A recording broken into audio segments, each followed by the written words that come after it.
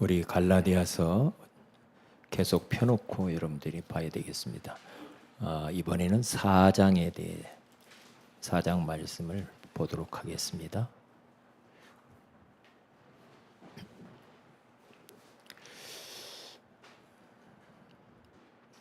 우리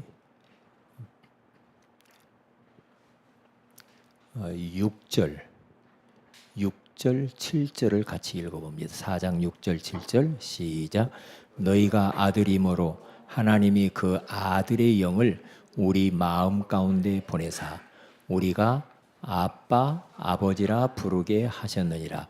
그러므로 네가 이후로는 종이 아니요 아들이니 아들이면 하나님으로 말미암아 유업을 받을 자니라. 아멘. 자, 오늘은 이 시간에는 우리가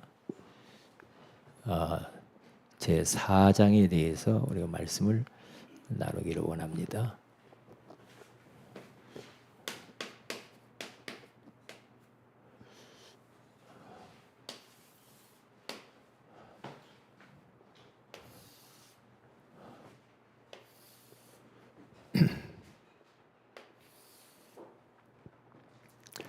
어, 4장, 5장, 그리고 6장 이렇게 말씀을 나누도록 하죠.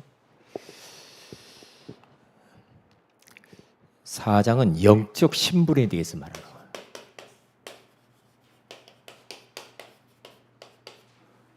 영적 신분인데 종이 아닌, 종의 영이 아닌 아들의 영, 종의 영이 아닌 아들의 영이라는 말씀을 나눴어요. 자, 제목이 뭐냐? 종의 멍에를 벗고 아들의 권세를 누려라. 서론을 같이 한번 읽어봅니다. 시작. 우리는 더 이상 율법 아래의 매인 종이 아니라 하나님을 아바 아버지라 부르는 하나님의 자녀이자 유업을 이을 후사입니다. 아멘. 자, 우리가 가만히 있어 보세요. 지금 시간이 3시 25분, 4시 5분까지는 끝내야 되니까요. 누가 나한테 이야기했어요. 목사님, 4시인데 조금 5분까지는 가능해요. 그래요. 그러면 포럼도 해야 되니까 우리 그 안에 그러면 35분, 한 20분 정도만 하면 되겠네. 그럼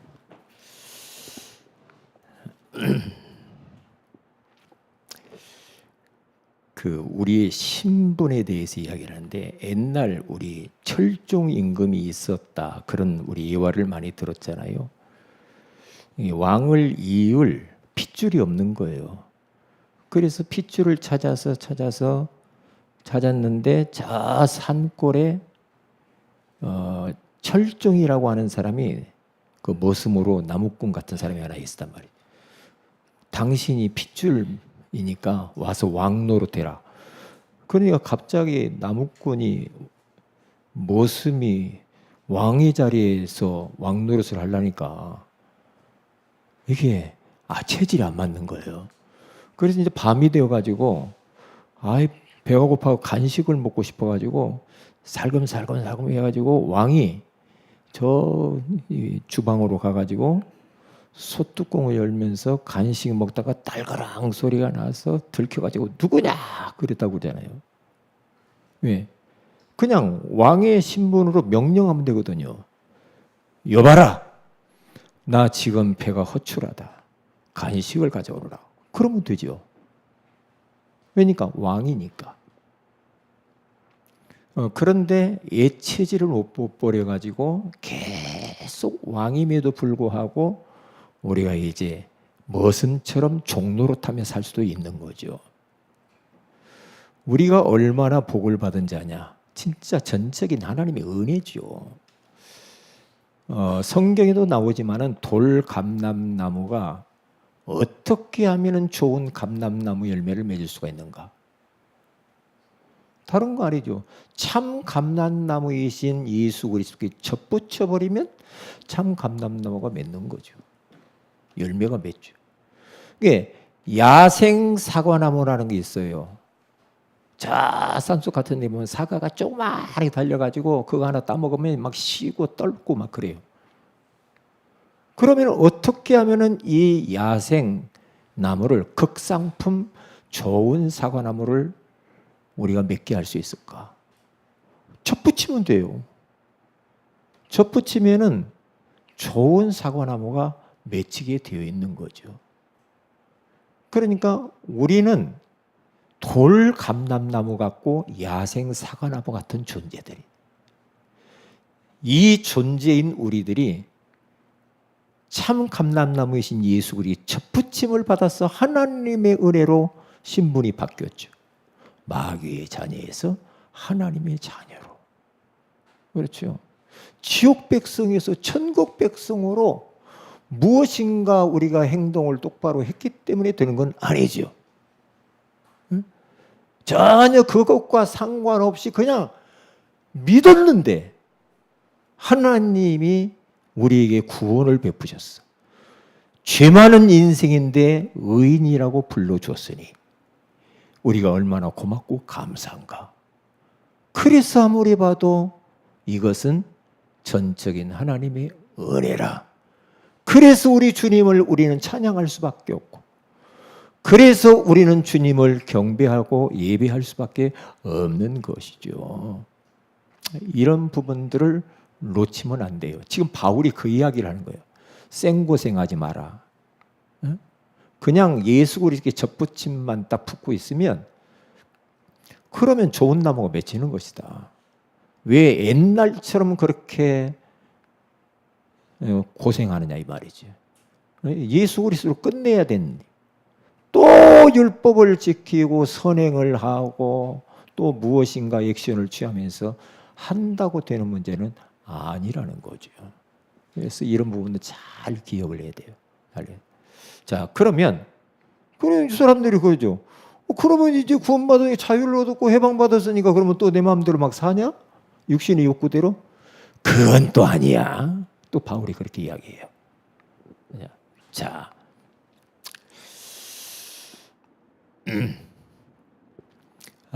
오늘 종의 멍에를 벗고 아들의 권세를 누리라. 그 서론을 한번 읽어봅시다. 시작. 우리는 더 이상 율법 아래 매인 종이 아니라 하나님을 아바 아버지라 부르는 하나님의 자녀이자 유업을 이을 후사입니다. 상속자. 아바 아버지라. 이 말은 뭡니까? 아빠 아버지. 굉장히 하나님과 친밀한 관계 속에 있는 아버지와 아들 관계야. 우리가 아버지를 부를 때 어떤 사람은 아버님, 어떤 사람은 아버지, 어떤 사람은 아빠 이렇게 부를 수 있죠. 여러분들은 어떻게 불러요? 여러분 아빠한테, 아버님한테 어떻게 불러요? 응? 아빠. 여기는요? 응? 아빠. 거기는요?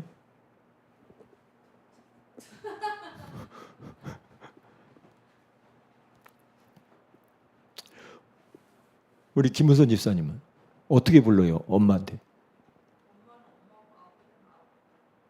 응? 뭐라고 불러 엄마한테? 어머니 그래요? 엄마 그러죠. 아빠 이 말은 굉장히 친밀한 관계일 때, 허물이 없이 그럴 때. 근데 어릴 때 너무나 두드러 맞고 막 그래서 크면은 아빠는 무슨 아빠야, 무서운 아빠 막 그러지. 응? 그 이야기를 그냥 아빠 아버지라고 부를 수 있는 그러한 친밀한 관계 속에 우리가 들어왔다 이 말이에요. 자, 그러면 첫째로 가서 보면 유은빈 씨, 유은빈 다음 세대, 유은빈 씨, 아빠를 어떻게 불러요? 네? 아버님 그래요? 아빠, 예, 아빠가 아주 관계가 좋으니까 친밀하니까. 목사님이 나한테는 왜 안 물어봐요? 그러면 하빈이는 어떻게 불러? 유영조 목사님 어떻게 불러? 아빠. 유혜빈 씨는? 어? 할아버지? 아빠 그러죠? 왜? 친밀할수록. 예? 친밀할수록. 예? 그런데 갑자기 막 예를 들면 어부다빠가 왔는데 막 예. 그거 진짜 그러면 힘들죠. 자, 하나님은 때가 참해. 때가 찼다. 이 말은 뭡니까? 구원의 때가 다가왔다. 하나님의 시간표가 왔다 이 말이죠. 누구를 보내실? 예수 그리스도를 보내실 때가 찼다. 우리를 자녀로 속량하셨습니다. 4절, 5절. 자, 우리 한번 4절, 5절을 읽어봅시다. 시작. 때가 참해 하나님이 그 아들을 보내사 여자에게서 나게 하시고 율법 아래에 나게 하신 것은 율법 아래에 있는 자들을 속량하시고 우리로 아들의 명분을 얻게 하려 하심이라. 아멘. 자,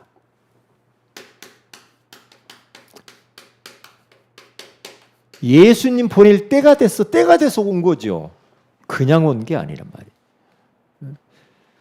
하나님의 자녀로 우리 주님이 속량하시려고 오신 것이다. 세 가지를 한번 읽어봅시다. 시작. 그래서는 독생자를 보내사 율법 아래에 있는 우리의 죄값을 치르시고 다시 부활하셔서 자녀의 신분을 회복시켰다. 네. 전에는 자녀가 아니요. 그런데 하나님의 자녀의 신분을 회복시켜 주셨어요. 예, 얼마나 감사합니까? 자, 두 번째로 우리 안에 아들의 영을 주사 하나님을 아빠라 부르게 하셨습니다. 그렇죠? 아들의 영이신 성령을 보내주셔서 이제는 아빠, 아버지라고 부르게 된 거죠. 아빠 이렇게. 어떤 분은 하나님을 아빠 그러더만요. 네, 아빠. 6절, 7절을 아까 봤으니까요. 자, 그러면 세 가지를 한번 읽어봅니다. 시작. 두려움에 매인 종의 종교 생활이 아닌 하나님과의 친밀한 인격적 사랑을 누리는 참된 자녀의 삶을 살아야 합니다. 아멘. 옛날에는 막 무섭고 두렵고 막 떨려가지고 막 착하게 살아보려고 막 그랬다고 한다면 이제는 하나님과의 친밀한 인격적인 교제를 누리는 관계가 되죠. 그래서 예, 그 자녀답게 하나님과 사랑을 나누면서 아주 누리면서 이렇게 신앙생활을 하는 거죠.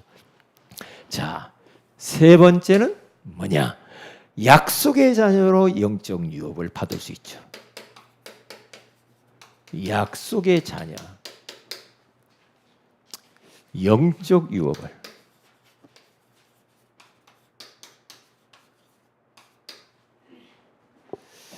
받아 누리십시다 그랬어요. 우리 28절, 29절을 한번 읽어봅니다. 시작. 형제들아, 너희는 이삭과 같이 약속의 자녀라. 그러나 그때에 육체를 따라 난 자가 성령을 따라 난 자를 박해한 것 같이 이제도 그러하도다. 이건 누구 이야기를 하는 거예요? 약속의 자녀와 약속 아닌 그 율법의 자녀가 있다 이 말이죠. 그러니까 이건 창세기에 나오는 하갈과 사라의 관계예요. 하갈은 율법의 자녀의 후손이죠. 그리고 사라는 약속의 자녀요, 믿음의 후손이에요. 세상 조건이 아닌 천국 유업을 소망하며 담대히 그랬기 때문에 살아가야 되는데 이 하갈의 자손이 누구죠? 하갈이 누구예요? 하갈. 그리고 이스마엘의 엄마죠. 그렇죠? 이게 하갈의 신분이 그때 뭐였어요? 종이었잖아요. 네? 아브라함의 종이었죠. 그런데 사라는 누구예요? 아브라함의 아내예요. 부인이죠. 그렇죠? 그러니까 지금 아브라함, 이삭, 야곱, 요셉 이 지금 약속의 혈통을 타고 태어난 것을 바울이 이야기를 하는 거예요. 약속의 자녀라 이 말이죠. 약속의 자녀. 응? 이게 지금 말이요. 그때부터 지금까지 하갈의 자손은 이스마엘이 후손들이 계속 자라가지고 지금 어떤 사람들이냐면 저 모슬렘, 이란, 중동 지역. 그러니까 이스라엘은 사라의 후손이라고 하죠. 그리고 그 외에 중동 지역에 있는 사람들은 보면은 전부 다 이렇게 이스마엘 후손. 계속 싸우는 거예요. 이삭과 이스마엘의 관계 속에서 그 후손들이요. 그 이후부터 계속 싸우는 거예요. 전쟁은. 끝이 없어. 해결이 안 돼. 지금도 마찬가지죠. 자, 그 다음에 5장입니다.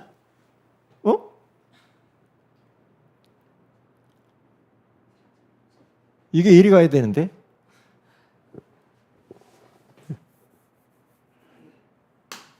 아니네?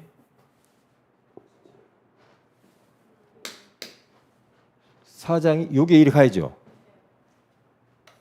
요게 여러분 이리 가야 돼요. 그 다음에 요게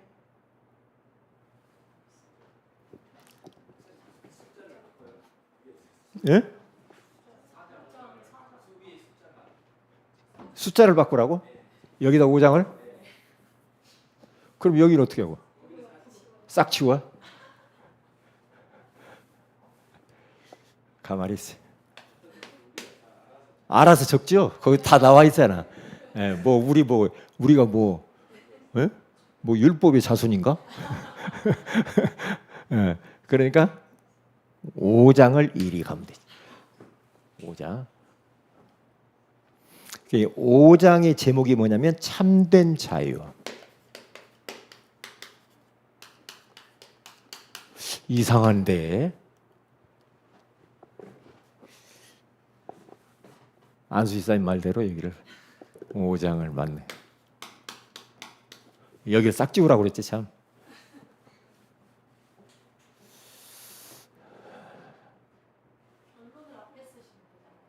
예?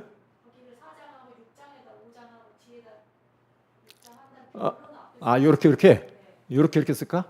여기다 결론하고? 예. 그래요. 여기다가 4장. 앞에 나와서 할래요? 여기를 5장에 그리고 여기를 6장. 그래. 이렇게 하면 되는데. 그러면 이거 안 지워도 되잖아. 예. 영적 신분.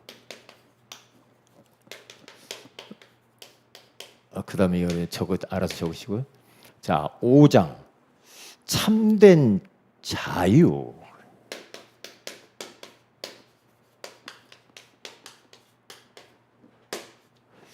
참된 자유. 성령을 따라 행하는 삶.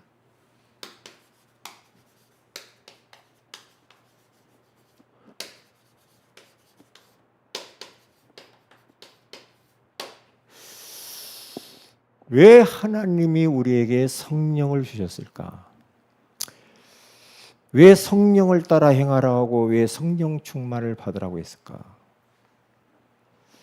어느 한 추장이요 자기 손주한테 이렇게 이야기했답니다. 얘들아, 우리 마음에는 두 마리의 늑대가 있단다. 하나는 악한 늑대가 있고 하나는 선한 늑대가 있어. 그런데 이 악한 늑대는 우리 마음에 항상 악한 늑대와 선한 늑대가 있는데 악한 늑대는 맨날 시기하고 질투하고 미워하고 이러한 늑대라는 거지. 그러나 선한 늑대는 기뻐하고 즐거워하고 막 이렇게 사랑하고 이런 늑대가 있단다. 우리 안의 마음에는 이 악한 늑대와 선한 늑대가 있어. 그때 손주가 딱 이야기를 듣고요. 할아버지, 그러면 어느 늑대가 이깁니까? 항상 우리 마음에 그렇게 두 늑대가 있는데 어떤 늑대가 이깁니까? 그럴 때 이 할아버지 추장이 이렇게 말합니다. 네가 먹이를 주는 늑대가 이기는 거야. 어떤 먹이를 줄 거냐? 네가 자꾸만 이 육신적인 거, 눈에 보이는 거, 막 이런 세상적인 것을 먹이면 그렇게 된다는 거예요. 이게 그 악한 늑대가 이기고. 그런데 선한 늑대가 이러면 선한 늑대한테 좋은 것만 주고 그런 거야. 사랑의 먹이를 주고, 기쁨의 먹이를 주고, 이렇게 겸손의 먹이를 주고, 자꾸 이런 먹이를 주면은 선한 늑대가 이기는 거야. 그 이야기를 했다는 거죠. 우리 마음 속에는 이렇게 두 가지 마음이 항상 있어요. 거기 한번 서론을 한번 읽어봐야 되겠습니다. 성령을 따라 행하라. 5장을 딱 펴보고요. 자, 서론을 읽어봅니다. 시작. 그리스도께서 주신 참된 자유는 육체의 정욕을 채우는 방종이 아니라 성령의 인도를 받아 사랑으로 서로 종로로 타는 것입니다. 그랬어요. 자, 우리 마음도 바울이 딱 볼 때 이 두 가지의 이 욕구가 일어난다는 거죠. 육신의 정욕의 욕구와 성령의 선한 욕구가 일어난다는 거죠. 욕구가. 그러면 우리에게 성령을 따라서 행하라고 그랬기 때문에 성령을 따라서 그 선한 늑대가 이긴 것처럼 어떻게 하면 우리가 그러면 성령을 따라서 이길 수가 있는가? 아니면 이 육체의 욕구를 따라서 행할 수 있나? 그러니까 육체의 욕구의 먹이를 자꾸 세상적인 것들을 집어넣어버려. 육신적인 쾌락 이런 걸 집어넣으면 육체의 욕구를 따라서 끌려갈 수밖에 없고, 그러나 반대로 말씀 보고 기도하고 찬양하고 하면은 이 성령의 욕구가 더 강해져 가지고 육체의 욕구를 완전히 지배하면서 우리가 성령을 따라서 행할 수 있다. 이게 우리 마음에 두 가지 마음이 일어난다는 거죠. 그 보면은 우리가 자유를 얻었는데 이 자유를 통해서 육체의 기회로 삼아가지고 방탕하면 안 된다. 그렇게 하면 안 되고, 그러면서 성령을 따라가면서 사랑으로 서로 종로로 타는 것이다. 이렇게 이야기해요. 자, 우리 세 가지 읽어봅니다. 시작. 참된 자유는 내 마음대로 사는 것이 아닌 사랑 안에서 기꺼이 타인을 섬기는 거룩한 의무로 표현됩니다. 여러분, 자꾸만 우리가 서로 먹고 물고 싸우면 피차 멸망할까 조심하라고 나오잖아요. 그렇게 나와요. 자, 두 번째입니다. 육체의 소욕을 이기는 비결은 오직 성령을 따라 행하는 것입니다. 육체의 소욕, 성령의 소욕. 성령의 소욕을 따라서 살아요. 그래야 이길 수가 있는 거죠. 세 가지 읽어봅니다. 시작. 내 안의 육체의 욕망과 성령의 소원이 충돌할 때 내 힘이 아닌 성령께 순종함을 선택해야 합니다. 그래서 우리들은 성령 충만을 받아야 되고 영적인 힘을 얻어야 돼. 왜냐? 내 힘으로 안 돼. 내 힘으로 안 돼요. 안 된다니까. 작은 일도 내 힘으로 안 되더라니까. 안 돼요. 성령의 능력이 아니면 안 돼. 안 돼요. 전도 성령의 능력이 아니면 안 된단 말이죠. 그래서 성령 충만을 기도해야 돼요. 세 번째, 성령과 함께 동행할 때 거룩한 열매가 맺혀집니다. 성령의 충만을 받아서 성령과 동행할 때, 바울은 성령에 매여 살았죠. 이렇게 되니까 성령의 열매, 거룩한 열매, 사랑과 희락과, 우리 한번 22절 23절 읽어봅니다. 시작. 오직 성령의 열매는 사랑과 희락과 화평과 오래 참음과 자비와 양성과 충성과 온유가 절제니 이 같은 것을 금지할 법이 없느니라. 아멘. 이런 열매들이 자꾸 나에게 맺혀지면은 내가 지금 성령을 따라서 행하고 있구나, 이걸 알 수가 있죠. 자, 마지막 세 번째입니다. 이제는 십자가 외에는 자랑할 것이 없다. 십자가 외에 자랑할 것이 없다.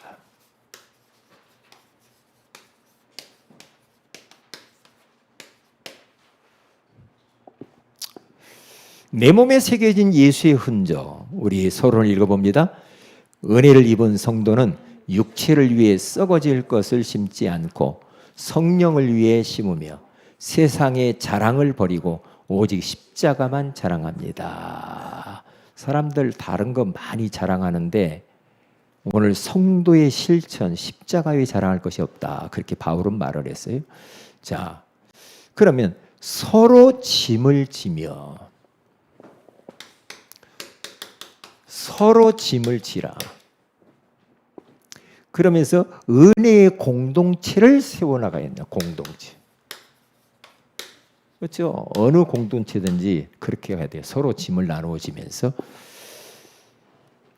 세 가지 읽어봅니다. 시작.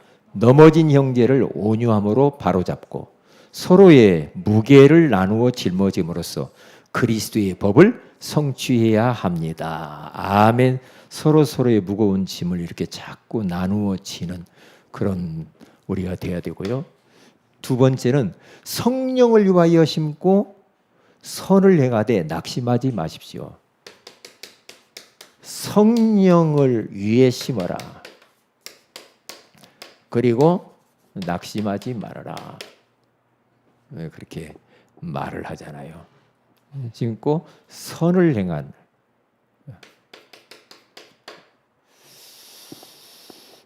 거기 한번 읽어봅니다. 시작. 사람은 심은 대로 거둡니다.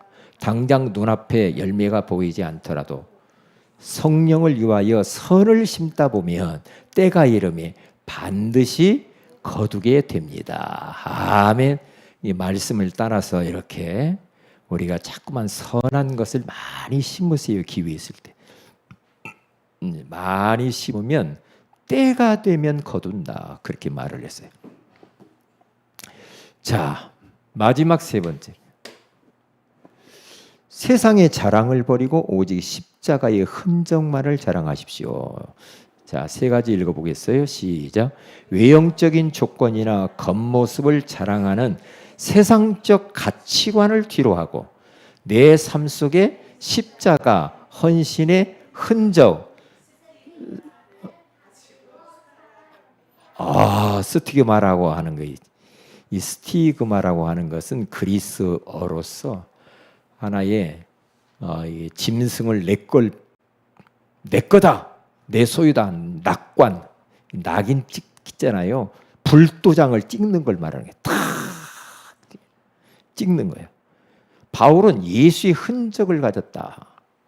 예수의 흔적. 그런데 그가 뭐라고 말하냐면요, 이렇게 말을 합니다. 17절에 한번 같이 17절 읽어봅니다. 시작. 이후로는 누구든지 나를 괴롭게 하지 말라. 내가 내 몸에 예수의 흔적을 지니고 있노라. 아멘. 나를 우습게 여기지 마. 내가 누군 줄 알아? 내가 예수의 흔적을 가진 예수의 사람이야. 바울은 복음 전하다가 몸에 많은 상처를 입었어요. 흔적이 있어. 돌로 맞았지. 예? 그리고 막 독사에게도 물리기도 했지. 매를 맞았지. 감옥에 갇혔지. 그러니까 예수 그분 때문에 너무너무 많은 박해를 당했어. 흔적이 있어. 예수 흔적을 지니고 있어. 그래서 누구든지 나를 더 이상 괴롭게 하지 마. 이렇게 말을 하는 겁니다.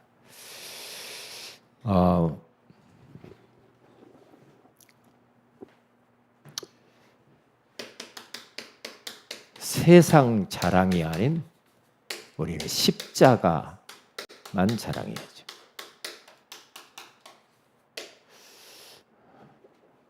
결론을 저기다 쓰라고 그랬잖아. 여기다 써도 되겠다.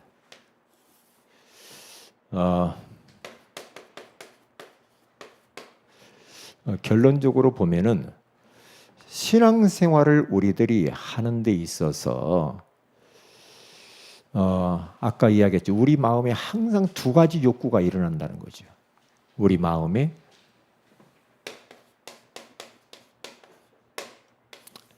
내면 안에서 우리가 싸워야 되거든요. 싸워야 돼요. 싸워야 되는데 이게 있죠. 노를 젓는 배가 있잖아요. 나룻배. 그리고 노를 젓지 않는, 노가 없는 배가 있죠. 그거 무슨 배라고 합니까? 돛담배? 이게 맞나? 예? 이게죠. 이게 맞아요? 분명히 맞죠?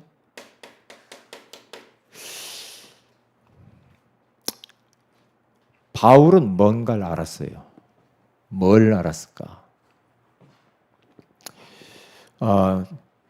자기가 이제까지 복음 하나 몰라가지고 나룻배와 같이 노젓는 신앙생활을 했다는 거죠. 종교생활이죠.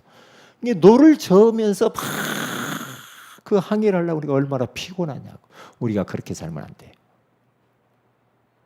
어떻게 살합니까? 바람을 이용하는 닻을 올리는 겁니다. 방향만 틀어주면서. 성령의 바람입니다. 이 성령의 능력이 아니고는 아무것도 안 돼요. 못해요. 지쳐버려요. 못합니다. 그런데 여러분, 왜 우리가 이렇게 수련회를 이렇게 하고 그렇게 합니까? 뱃속에는 항상 뭐가 있냐면은 항상 지니고 있는 게 있죠. 뱃속에 뭐가 필요해요? 배 안에 나침판이 필요하죠. 나침판이 필요해요. 어느 배든지 보면 나침판은 있어요. 막 풍랑이 일어나고 막 바람이 불고 앞이 안 보이고 막 그럴 때가 있단 말이죠. 가다 보면 우리 인생도 그렇잖아요. 그럴 때 이 나침판은 항상 가리키는 데가 있습니다. 어디를 가리킵니까? 항상 나침반 바늘은 어디를 향해 있어요? 왼쪽?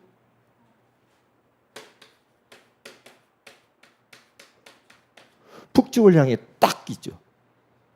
북쪽을 항상 가리키고 있단 말이에요. 나침반은. 바늘이. 그러니까 길 잃어버리기 잘 않죠. 뭐가? 아니야? 맞아 안 맞아요? 다음 세대. 맞아 맞대요. 그러니까 우리는 더 이상 내가 힘겹게 노젓는 종교 생활을 하면 안 돼. 내 힘으로 막 밀어붙이면서 막 인생 살려면 힘들잖아요. 네? 힘들단 말이죠. 한계가 와요. 그러나 성령의 능력을 의지하는 성령의 바람을 딱 가면은 내게 있는 모든 달란트들이 다 살아나죠. 성령에 매여. 그리고 뱃속에는 항상 나침판이 있다. 이 나침판은 무엇과 같은가? 하나님의 말씀이.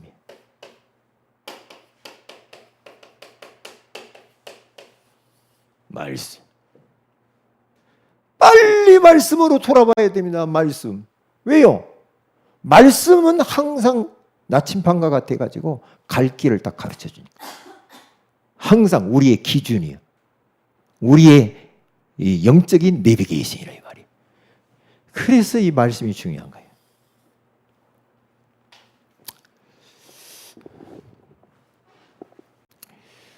오늘은 여기까지 보도록 하겠습니다. 기도합니다. 하나님 고맙습니다. 2026년도 원웨이 지저스라고 하는 주제를 가지고 이렇게 말씀을 나누게 하신 거 감사합니다.